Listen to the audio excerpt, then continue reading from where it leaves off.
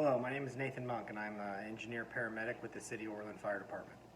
Today I'm here to explain to you the need, risks, who, what, where, and why the Orland Fire Department is looking to expand its emergency medical services to better serve the community.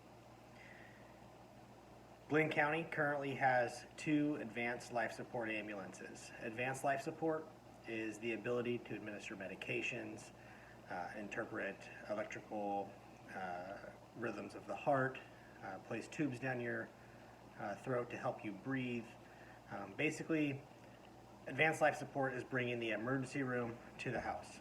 Basic life support is basically CPR and really basic things that aren't as effective as saving lives in the pre-hospital setting. Since 1972, Blaine County has had the exact same amount of resources for 911 calls. There's always been 1 ambulance in Willows and 1 ambulance in Orland. In the last decade or so, ambulance response times have drastically increased. It only takes 4 to 5 minutes for the brain to die during cardiac arrest, and the average response time currently for advanced life support in the city of Orland is 11 minutes. 11 minutes is 2 minutes longer than the national standard of 9 minutes for municipal areas, and is 1 minute longer than the contract states with Sierra Sacramento Valley, who is our governing agency for emergency medical services. Most of you know that this isn't a new problem. In years past, both Orland Fire Department and Willows Fire Department, as well as Hamilton City Fire Department, has gone before the voters and asked for tax initiatives to expand fire department emergency medical services. Either between the 3 fire departments, they've kind of covered everything. They've tried adding ALS non-transport. They've tried adding ALS transport.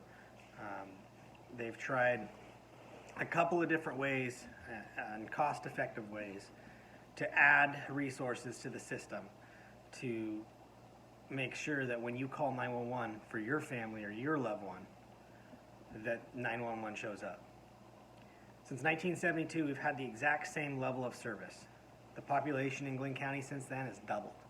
The amount of 911 calls since 1972 has tripled. In 1972, fire departments in Glynn County didn't go to medical aids. They only went to fires, and they only went to like vehicle accidents and things like that. Our jobs as firefighters has expanded.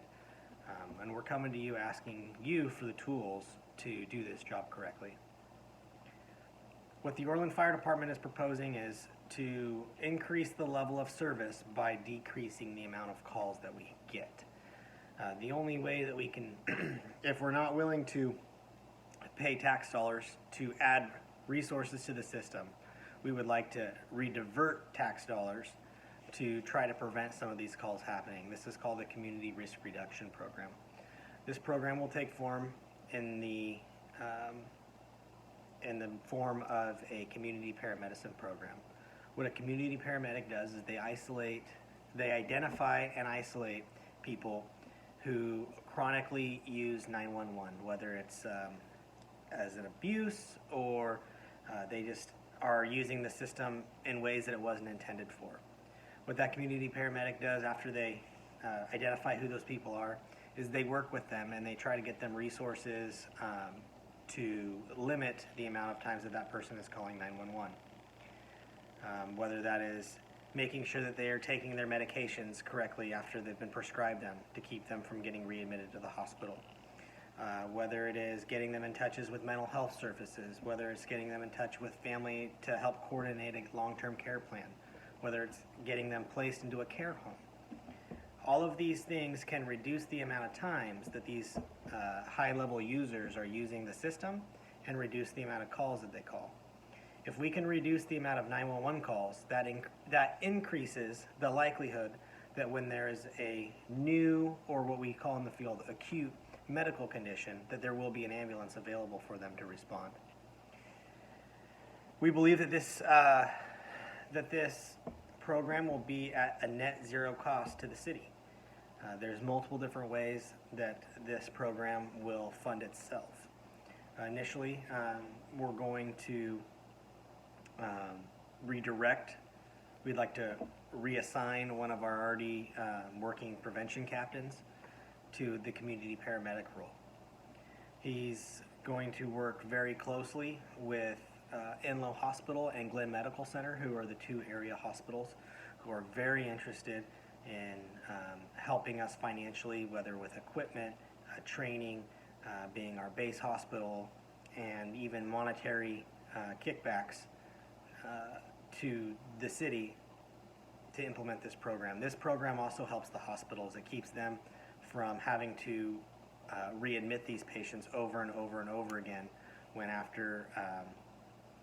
these patients, if they're readmitted within 24 hours, or correction, within 48 hours of discharge, they're not paid by the insurance company in many cases. So it really behooves the hospitals to not have these patients come back.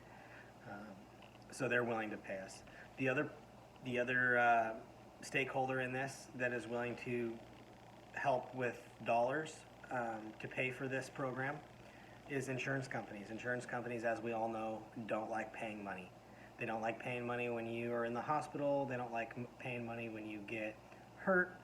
So if we can show the insurance companies, which we have done, highlighting other systems across the country, that this program will save them money, they're going to actually give us a piece of that money that they're going to save as an incentive to keep this program running. All of those things will make this program essentially a net zero cost. There will be some downsides in the short term until this program gets off its feet, meaning fire inspections and things like that are going to get pushed a little bit back until we can get our labor force all up on board. The goal of this program is to reduce the the ambulance response time in the city of Orland from 11 minutes down to 6 minutes over the course of a year. We believe that this can be done with a reduction of 20% of calls, bringing us from approximately 2,200 calls a year down to 1,600 calls a year. We have identified that approximately 35% of our calls are with the same 15% of the people.